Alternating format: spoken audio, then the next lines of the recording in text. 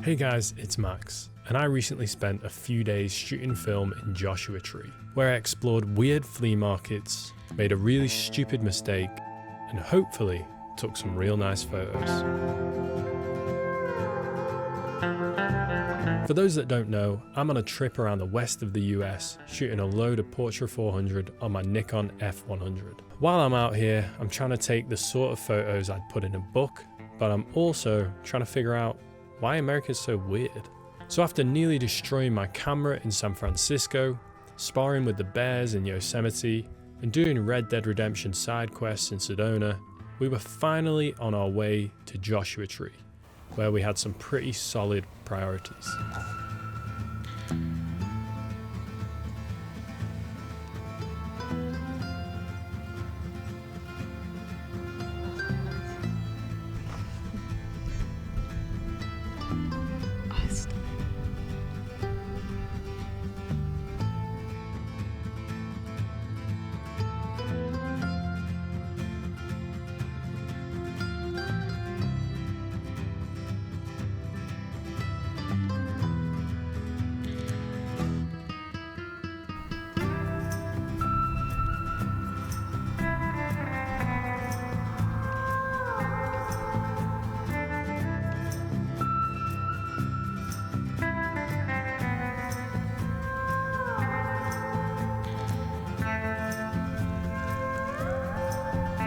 Just going for a cheeky wee semi-long exposure on this bad boy.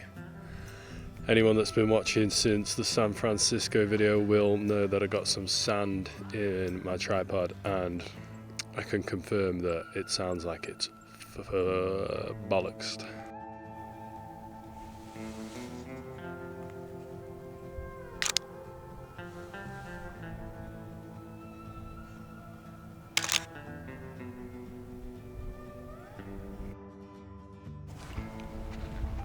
Coming in hot now from the other side. Kind of wish I had, kind of wish I had a wider lens. I've just heard some sort of strange animal. There's all kinds of weird shit out here. F10 for 5 seconds or maybe even longer.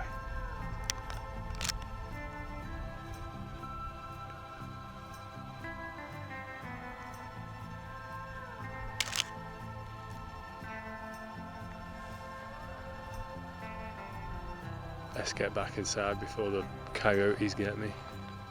Joshua Tree is known as the national park where two deserts meet, but it was also the national park where two cars nearly met when a truck towing a caravan nearly went into the back of my Nissan while I was going out to buy some eggs. Cool, isn't it? With my yoke well and truly scrambled, I wanted to explore the local swap meet.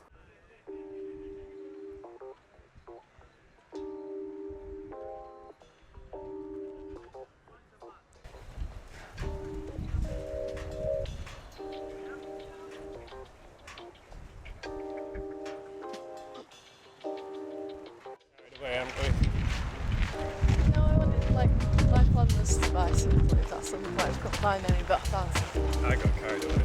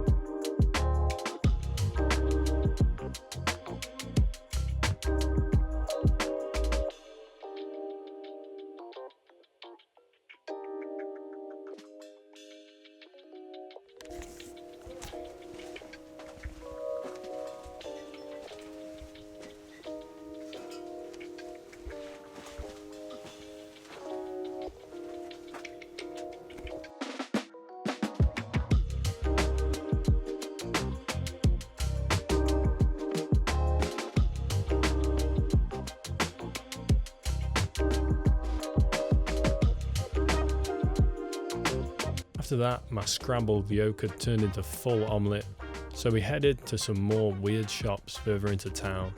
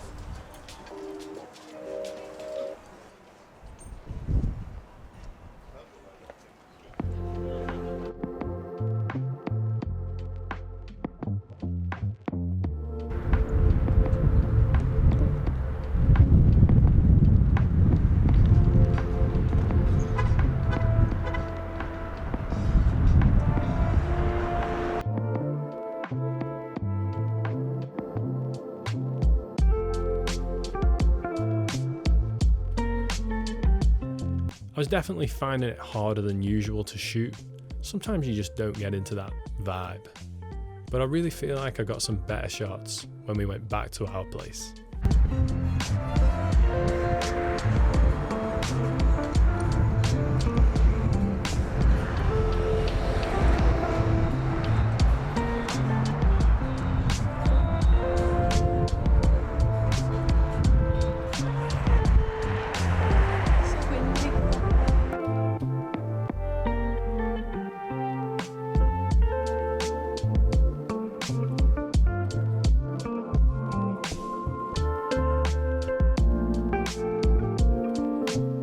But this is where I made my dumb mistake.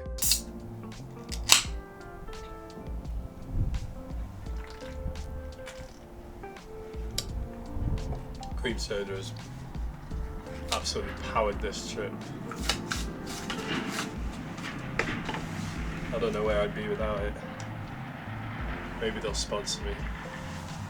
AW, cheap drinks. Send me some money, please. I gotta change my cheap batteries. Cheap shit batteries. They've lasted a while though. Now I've got the Duracell. The proper stuff. After heading out to take some golden hour shots like the thick king I am, I came back feeling like I'd got some real bangers. I'd just finished a roll, so naturally I was gonna reload. But what do you do before reloading? Oh yeah, rewind your film. And that's what I forgot to do. To be honest, this could have been a lot worse. I opened it in low light, so I probably only lost 2 photos or so. And to be honest, I kind of like the other 2. But here's a life lesson, and one that I've learned by being dumb the whole time. When you open the back of your camera, even if it's in broad daylight, you will probably only lose about 4 or 5 photos. The rest is firmly wrapped up within itself, and the layers of the film sort of protect it. You'd be surprised if you open your camera up in broad daylight, don't worry about it. It's probably going to be fine. This was a pretty weird part of the trip for me, and not one where I felt like I really got into my groove. And I weirdly feel like a lot of my favorite pictures are kind of from the Airbnb, so it's just a strange one. But as per usual, I'm gonna go through my top 5 shots. This could be a pretty tough one today. It's gonna be difficult, but I'm gonna start with this one at number 5. I like this shot. It could probably be composed a lot better, but it's pretty interesting. There's a bit of mystery to it. I don't think it's one that would be worth putting in a book by any stretch, but I'm not sure if many of these are, if any. We'll see. So let's talk about number 4. And I'm going to go with this one. that I accidentally exposed. Although it wasn't intentional, I really like that it's all at the bottom of the frame. It kind of fits the rest of the shot pretty nicely. Again, it's nothing too special, but it's not bad either. And yeah, you guessed it, number 3. Is this an El Camino? I don't know shit about cars, but I think it's an alright photo. Obviously, coming from the UK to the US, these cars are a bit of a novelty for me, so they're kind of pretty cool to see. Once again, nothing groundbreaking, but let's see if there's anything good for first and second. Okay, this is number 2. I'm literally putting it here because I just can't figure out number 2, and I know what number 1's going to be, but this is just here for the sake of it. It's okay, it kind of feels like something out of Walking Dead or something, but it's not a picture that I'm in love with. It's just filling up second place so that number 1 can come in hot. Because I'm going to go for possibly one of the only book-worthy shots from this section of the trip. This shot of Katie driving through the desert is exactly what I'm going for, and I really love it. There's a lot of depth to this shot, layers of light, but also there's almost kind of layers of movement. The foreground is still, the midground shows the movement, but the background is still as well. I'm really happy with how this came out. And if you're wondering how I took it, I just shot it at like a 30th of a second, and that's pretty much it. Joshua Tree was a weird one for me. We didn't really feel like exploring, and we were just pretty tired. And I guess I was in a bit of a weird spot because I literally had nearly been killed by some dude in a truck. So I think that we just wanted to chill, and yeah. Still, kind of a cool place. I think it's really only popular because of how close it is to LA. And that happens to be our next spot. The next video is going to be LA. It's going to be my penultimate video. And then we're going to have the rest of the coast all the way up to San Francisco. That video is going to be out in like a week's time. I'm going to try and release a video every Sunday and Wednesday from now on. Hopefully you love them. And hopefully you have a really great week.